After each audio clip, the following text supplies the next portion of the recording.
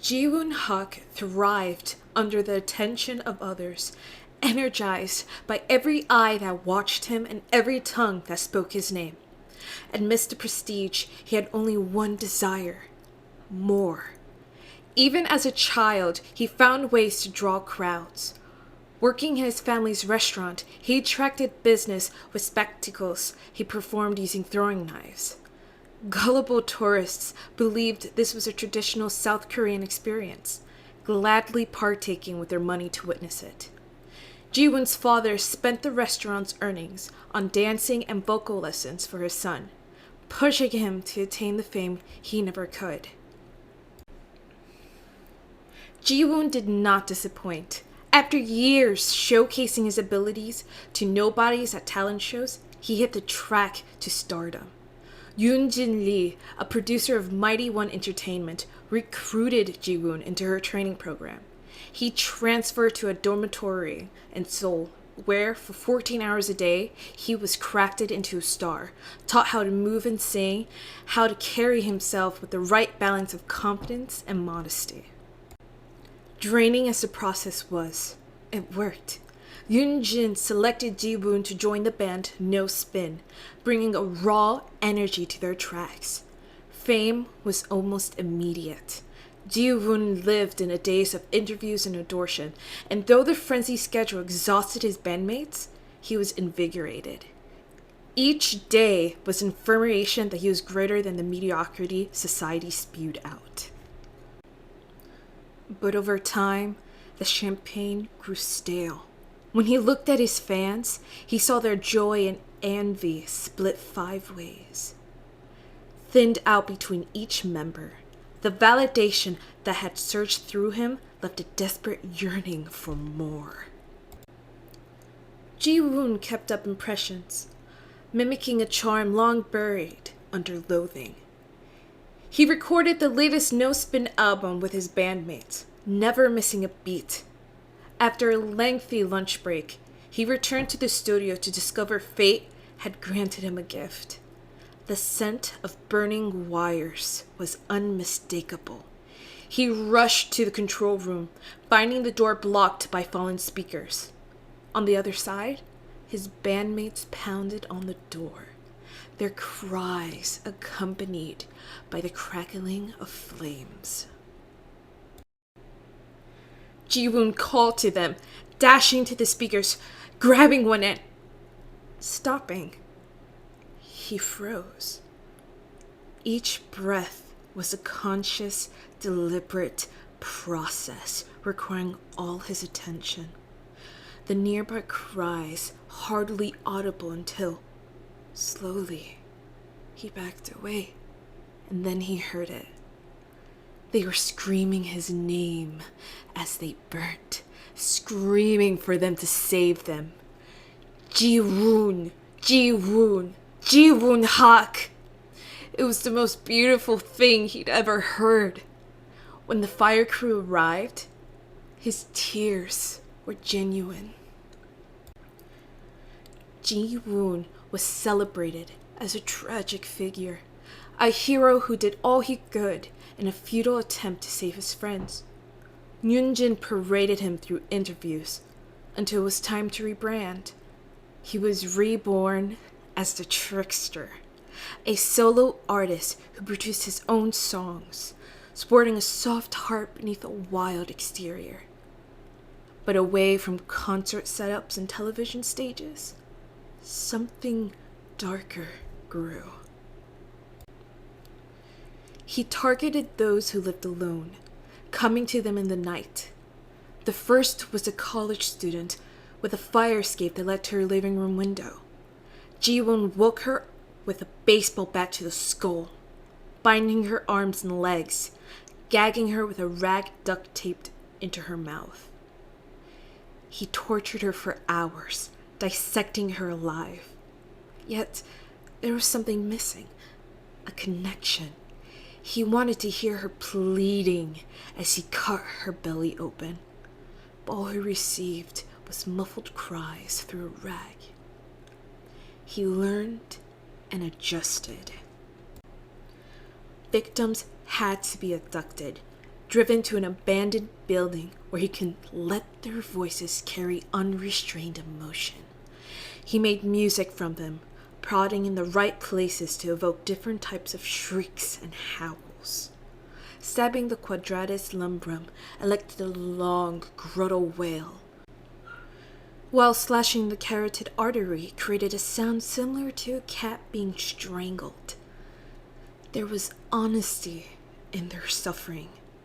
Ji-woon recorded each session, synthesizing and working them into his songs, hiding them behind layers of melodies. He was elated with his work. He left hints for the police, arranging a mink boa from a recent photo shoot around a victim's slashed throat. For his next killing, he removed the teeth from a man with a boxer in one of his music videos was without. During a particularly audacious plea for attention, he killed a fan who had met him during a VIP meetup, replacing her eyes with his diamond cufflinks and writing, "I have seen God," in blood across her chest. Each scene was a dazzling spectacle. Between music and murder, Ji-woon's work was discussed globally. However, as violence became his preferred art style, his music career took a hit. Revenue was down, and Mighty One executives pointed their fingers at him. Yoon-jin, with professional fury, came to his defense. But she was outnumbered. It was decided that Ji-woon could no longer self-produce his songs. The decision was devastating. His tracks fused genuine humanity into music, yet executives rejected anything that wasn't generic and expected. And so be it.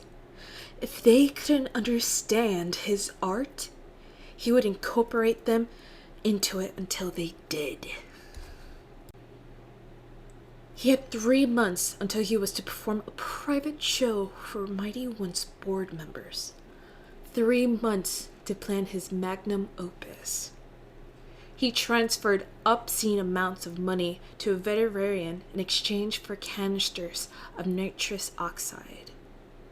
Then bribed the stage technician of Mighty One's private theater for access to the room.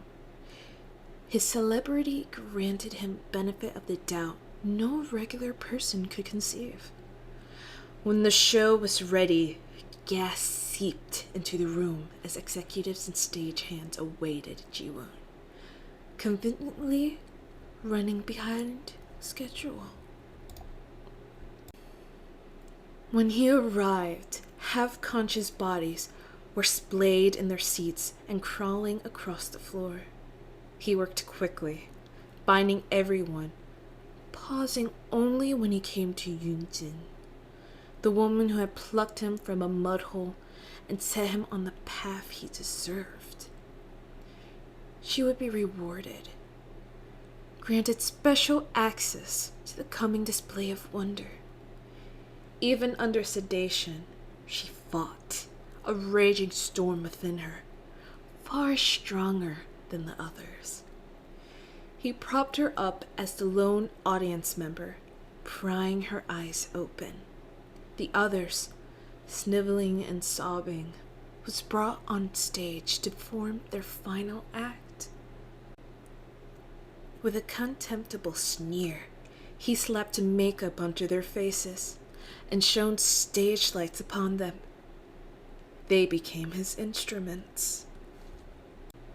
To the sound of self-produced melodies, he tortured them, gracefully dashing from one body to another, conducting an operatic crescendo from their wailings. They shouted, whimpered, screamed, cried for their loved ones, cried for their mothers. It was a magnificent outpouring of emotion, of what it meant to be human, and they did it with eyes fixed on Ji-woon. Viscera drained from the stage until, with a toss of his throwing knife. The final human instrument fell silent, and the music stopped. Covered in sweat and blood, an exhausted Ji-woon looked at Yeonjin and bowed. Curtain call. He had attained perfection. With blade in hand, he made his way to Yeonjin, prepared to tie up loose ends before the credits rolled. But as he reached her, the fog, from where he didn't know, but it billowed around them, damp, cool, comfortable. He saw the grand stage, hospitals and temples, forests and slaughterhouses, an eternal plain adorned with rusted hooks, sustained by the million eyes that would watch him, run from him, experience him.